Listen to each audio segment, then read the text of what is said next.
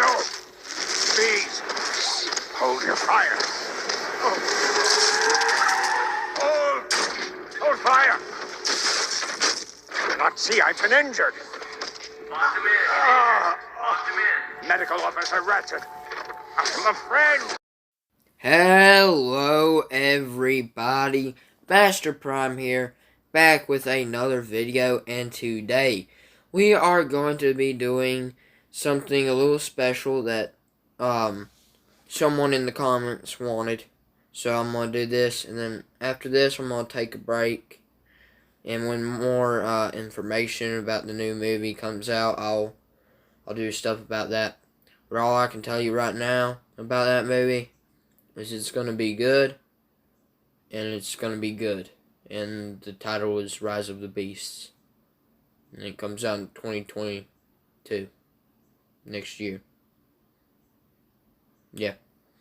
So anyway, let's just get straight into this. Roll that intro. It's been an honor serving with you all. Autobots, roll out!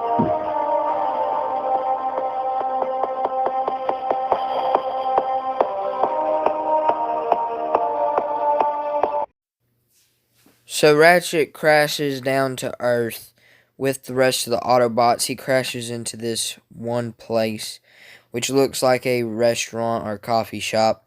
Then he scans a search and rescue H2 Hummer, and then he goes to meet with Sam and the Autobots, and he introduces himself and says the funniest thing on earth. Says the boys pheromone level suggests he wants to mate with the female. And then he shows how he's been fixing Bumblebee's voice for a little while, which gives him backstory. And basically, they talk about Megatron and how they need the glasses. And then they show up at Sam's house, which is really, really, really funny, because Prime steps on that fountain in the garden. And Ratchet and them park in his yard. So that's what happened, and then they go to hide in another place, and then Ratchet falls into a power line and then tells Ironhide that he should try it because it tingled. And then Ratchet shines his light real bright in Sam's face, trying to help him find the glasses. Then they gotta hide because his dad comes, and Optimus has the funniest hiding place of all time. Then Sector 7 comes, and Ratchet, Ironhide, and Jazz disarm them of their weapons, which is something that Trans Theories pointed out that I didn't notice, and I've watched this movie 10,000 times already. That Ratchet actually has 2 guns, and that is really cool. When he's trying to make a barricade so they can't cross the rest of the Sector 7. So then they transform and roll out, which is they go to the bridge and Bumblebee gets taken. And then they meet with Optimus Prime, which Optimus got the glasses. And then they have a talk. And then they're at this canyon place. I forgot where it is. But Optimus scans the code on the glasses, showing where the Allspark is. And then Ratchet talks about how the Decepticons are probably already tracking us. And then he tells Optimus that it would be suicide if he put the Allspark in his chest. And then they roll out, and they're on the road again. And then they go to Mission City, and they meet Sector 7 there. And Ratchet and Ironhide. No, this is after what happens. But then Ratchet, I'm doing this off the fly, I'm sorry. Ratchet comes in after Brawl and cuts his hand off. Then he shoots at him some more, evacuates the people, when Megatron comes.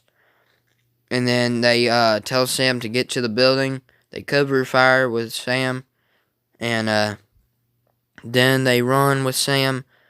And then they fight Mr. Screamer. But both of them lose. Ironhide tells them to get to the building. And sadly, Jazz died. You know, they carry his body in their Ironhide and Ratchet have their heads down. They're mourning the loss of Jazz, which was sad. Then Ratchet's seen in the end credit scene with Optimus Prime's speech and all that stuff. So that's basically it for him in Transformers. On to Transformers 2. So he doesn't really have much of a role in this. He's just a background character for some of it. But he's seen there, and then he's seen here trying to help Sam and the Autobots make the Decepticons fall back after they killed Prime. Then they have Prime taken to this base right here, and then they come to Prime's body, and Ratchet sees them trying to come after him. He tells Ironhide that we should leave this planet, and Ironhide says this is not what Prime would want. So they have a talk with, them, and then they roll out to the desert. I almost said the forest.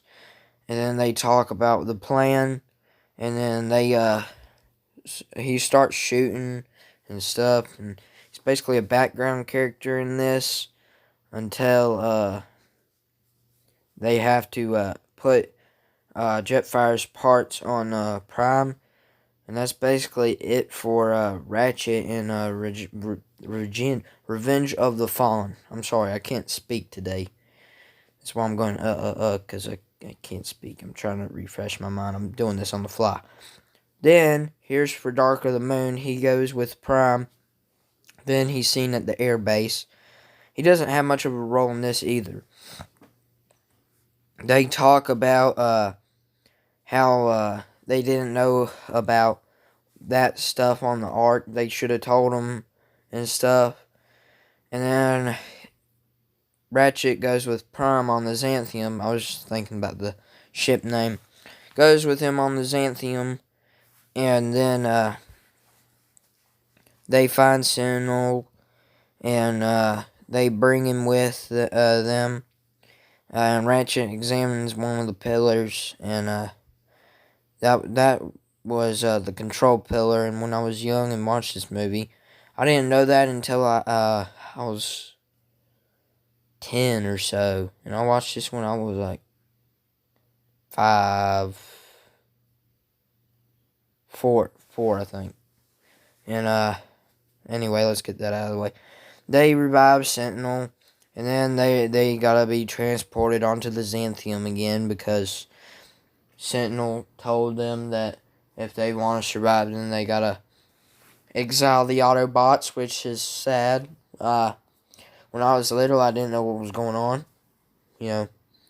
This was a heartfelt moment because I didn't know. I thought the Autobots actually died, but they didn't, so I was happy. And then Ratchet's basically a background character for the rest of the movie, basically, other than a few little shots fired at all the other Decepticons. And then at the end of the movie, he is seen telling Bumblebee good job. So that's basically it for actually not it. He does get captured by the Decepticons and tells them to get off him right there. So that was basically it for Dark of the Moon. Now let's go into Age of Extinction. So Ratchet goes into hiding after the distress message that Prime gave. He gets blown out of where he was hiding and attacked lots. Then he tries to run in vehicle mode, which works for some time until he gets exploded out of a vehicle mode, and then he starts running, and then they explode one of his legs, Then he's telling him to stop firing because he's a friend, and explaining why he was hiding and running because of the distress message, and telling him that he was a good guy and he was an Autobot that was protecting them. And then little does he know, Lockdown was watching the whole thing, and Lockdown just boom in his chest. Then Lockdown asks Ratchet, before that, the humans start firing at him again after Lockdown shoots him. And then Lockdown comes and asks him questions. Lockdown asks him where's Prime. Ratchet says never. So then Ratchet meets his fate. This made me sad as a kid. I hated this. I thought Ironhides was sad, but this one made me sad too because I didn't really understand it as much as Ironhides. And then Lockdown rips him from his chest, and then we see him one more time getting smelted down for transforming. But what if he never died? Ratchet would hear Cemetery Wind coming, and Ratchet, instead of hiding, would go on the run, which would lead to a chase scene with Lockdown and Cemetery Wind locked on Ratchet's position. Ratchet would see 2 Cemetery Wind vehicles following him onto the highway. Ratchet would try to lose them in all the traffic. Ratchet will send a message to any surviving Autobots. Helm would answer him and tell him that Drift, Crosshairs, and Bumblebee were hiding out at Monument Valley. But get this, Ratchet is somewhere near Chicago, and Chicago to Monument Valley is a long drive. When Ratchet would get there, he would be greeted by his old friend Bumblebee and the rest of the Autobots. Ratchet would ask, "Where's Prime?" Helm would tell Ratchet that they did not know where he was. Ratchet would work on Bumblebee's voice and eventually fix it. Meanwhile, Lockdown would scold Attinger about letting Ratchet go, but Lockdown would give him another chance to find Prime. The rest of the movie would be the same except 4 things. Ratchet would be there to greet Cade. Everything with Ratchet's death would be replaced with Leadfoot. And Ratchet would be helping Bumblebee and Helm fight against the KSI drones. And the 4th thing that would change is the final battle. This is how it would play out. Cade would leave Shane and Tessa with Hound, and Cade, Ratchet, and Bumblebee would go help Prime. So while Cade was shooting at Prime, Bumblebee would come in kind of how he did in Age of Extinction and just start getting locked down. Cade would be cover firing for Bumblebee.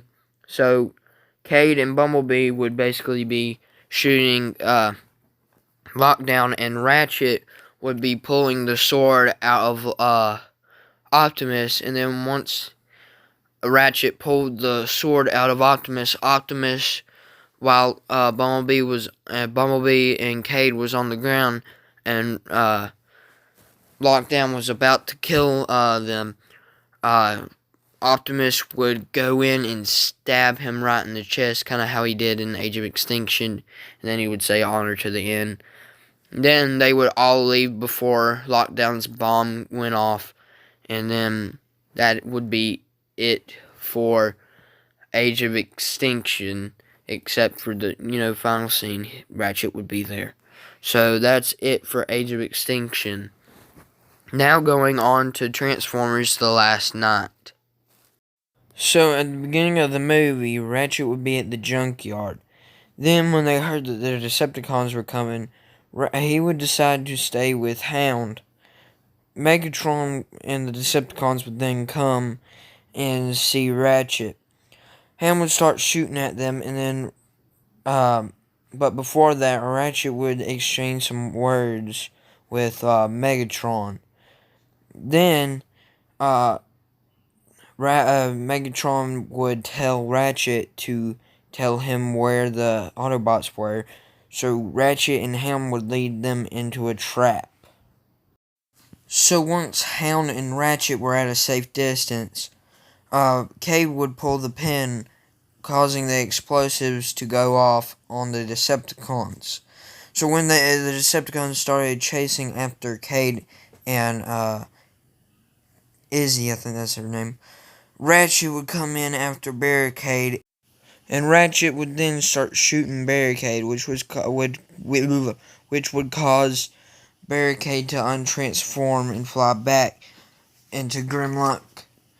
Then Grimlock would tail slap him like he did, and then the Decepticons will retreat. After this incident, Ratchet will decide not to fight anymore. He's tired of being in war after war. He wants peace. The Autobots will respect his decision, and he won't be in anywhere else but the junkyard. Ratchet would then fix all the Autobots' wounds before they go to the final battle to fight all the Decepticons. And once he fixes them, he will also start working on Grimlock, fixing him and helping him. They would then go back to the junkyard for Ratchet, and then they would go to Cybertron, marking the end of the movie. So that is how What If Ratchet survived. So I hope you enjoyed. Like, comment, share, and subscribe. And I will see you in the next video. Peace.